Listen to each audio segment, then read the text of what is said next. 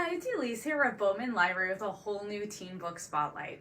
So, for our spotlight this time, we are exploring one of my favorite topics, which I love to share with people, and that is nonfiction. I know nonfiction, it seems to get this bad rap, but I promise, it is so good. Some of the best books I have read lately has been, honestly, the best nonfiction, and I cannot wait to share some of them with you. Okay, we have some amazing true crime, we have some history stuff, but what I love most about nonfiction, especially nonfiction that is coming out today, and we're going to see that here with some of the titles we're going to take a look at, is I love it when they take an event or a person or something in history, in our present time or whatever, and they share that story with us that we literally wouldn't know it otherwise. So you have 6 amazing nonfiction books to take a look at, so let's get started. One of our first ones here is by one of my favorite nonfiction authors of literally all time, the amazing, incredible Candace Fleming. This is one of her newest ones. This is Murder Among Friends. So it's 1924 and it's Chicago and the unthinkable happens. A young boy is kidnapped and is found dead, and no one knows how this could have happened. You as the reader, though, will be along for the journey as you meet best friends Nathan Leopold and Richard Loeb. Both come from wealthy families and share similar interests. But here's the thing, the two never should have become friends, because when they're together, their relationship turns combustible. When Loeb suggests to Leopold one day that he wants to murder someone and plan the perfect crime, Leopold goes along with him, and that is just what they try to do. It is when they get caught, though, that their crime makes a legal impact we still feel today, as their court case is one of the first in history to explore the effects of mental illness on individuals and whether or not those people should be held accountable for their actions. If you love true crime, amazing nonfiction, and books you cannot put down, I could not put this one down. Amazing, you need to check this out. This is Murder Among Friends. Our next one is Stolen Justice, the struggle for African American voting rights.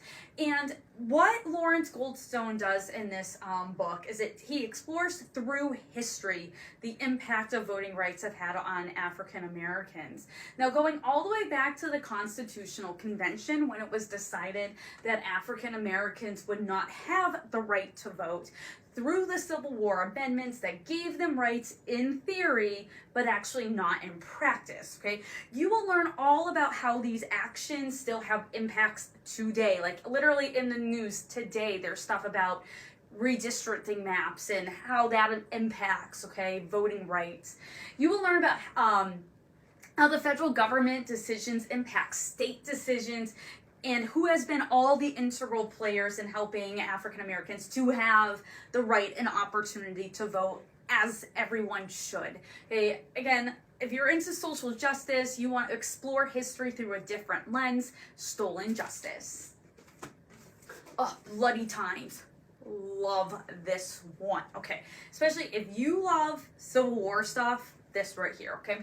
So, this is all about what happens after Abraham Lincoln was assassinated on that fateful night at Ford's Theater, okay? Now, if you're like me, you know what happened in that event, okay? We know John Wilkes Booth, assassinated Abraham Lincoln and what came next, blah, blah, blah. But do you really know what actually happens next? Because this is all about what happens with John Wilkes Booth after that event, okay? It has nonstop action, okay? You learn that there is not only this chase of John Wilkes Booth, the assassin, that there was actually supposed to be a group of individuals who were supposed to assassinate multiple people in government that night, as well as, and believe this or not, to capture Jefferson Davis, who was currently the president of the Confederacy. And then there's a whole crazy part about trying to bring Abraham Lincoln's body back to Illinois to be buried, which turns into an epic adventure as well that we are never told in history class. That would make history so much more interesting. So this explores the 2 weeks or so after the assassination. You will learn so much about this time in history that is rarely explored. You will not want to put this book down. I learned a ton about this book, about what happens after. Another amazing book that we're not going to talk about but pairs great with this is Hanged by Sarah Miller, which explores the court cases of the conspirators of the assassination of Abraham Lincoln. But Bloody Times, amazing read, and it's fairly short. You can literally plow through this in a couple hours. And look, there's even pictures in there. You got this. This is Bloody Times. All right. Crossing the Line. I will tell you, when I read this book, it was really out of my wheelhouse, not something that I would normally pick up. And like how sometimes you're like forced to read stuff, I was forced to read this book, but I'm so glad I did. Okay, this is one of those where I had to admit, yeah, that other person was right type dealio. So in this nonfiction book, it's all about how polo, like a horse polo that you're hitting the ball while you're on the horse type deal, changes the author's life as well as his brother's. Growing up in the rough neighborhood of West Philadelphia, Kareem Rosser, our author here, was exposed to gun violence, drug abuse, addiction, and just doing what it took to stay alive on a daily basis. It was when he was 8 years old, though, that he stumbled upon a program called Work to Ride. It was a horse stable in the middle of a city park that provided children the opportunity to learn how to play polo and take care of the horses as long as they stayed out of trouble. That's all they had to do. And it's through this program that Kareem learned how to play this sport, and it ended up changing his life.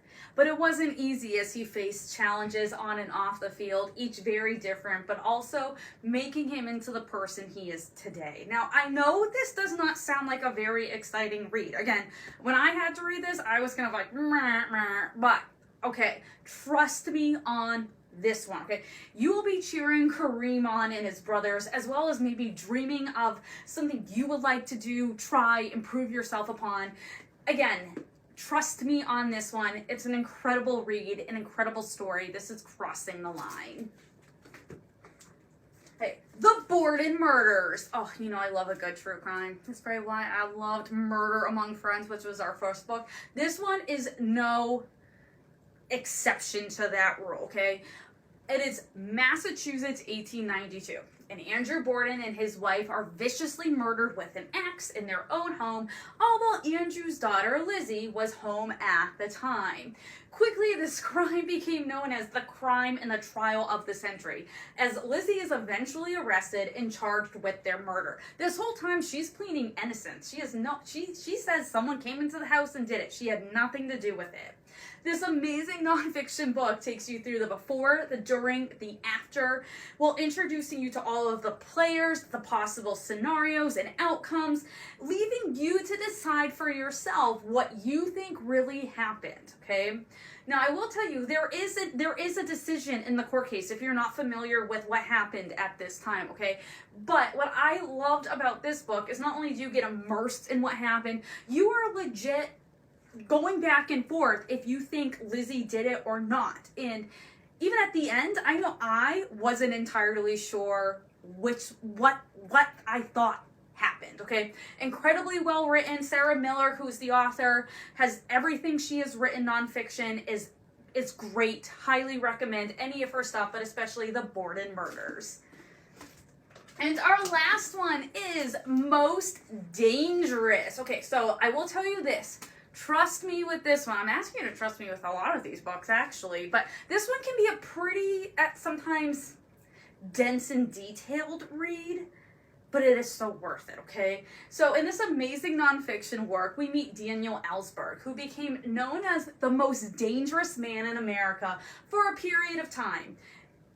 But you probably have never heard of him before you read this book, right? Now, working in the Pentagon as a contractor, Ellsberg happens to come across over 7,000 pages in what would become known as the Pentagon Papers. These were secret documents which explained and explored America's involvement in the Vietnam War, which was happening at the time, and how it was orchestrated by government officials for American involvement. The kicker is the majority of people in America did not want to be involved in the Vietnam War. Ellsberg was then faced with a difficult decision. What does he do with this information he has? And did the American public have a right to know, to see it for themselves? And this is still a discussion that is still had to this day in terms of many government decisions. Okay? You will learn so much about this man who some people consider a hero, some people think of as a traitor. It also throughout presents a pretty concise history of the Vietnam War, from its roots all the way through the war itself to its long-term consequences for all involved. But it does leave you with a lot of questions. Like, what does it mean to be a hero, and what does it mean to be a traitor? Most dangerous. So these are 6 amazing nonfiction books that hopefully will prove, if you're not a nonfiction reader, that nonfiction is pretty awesome here, okay? So I encourage you, check out one of these, or we have a whole YA nonfiction section. So maybe you're not into one of these, but there's another topic you want to read about. Chances are we probably have something that you might at least be willing to crack the cover open on and explore that nonfiction. I hope you tune back next time when we have a whole new teen book spotlight, and I hope you have an amazing week.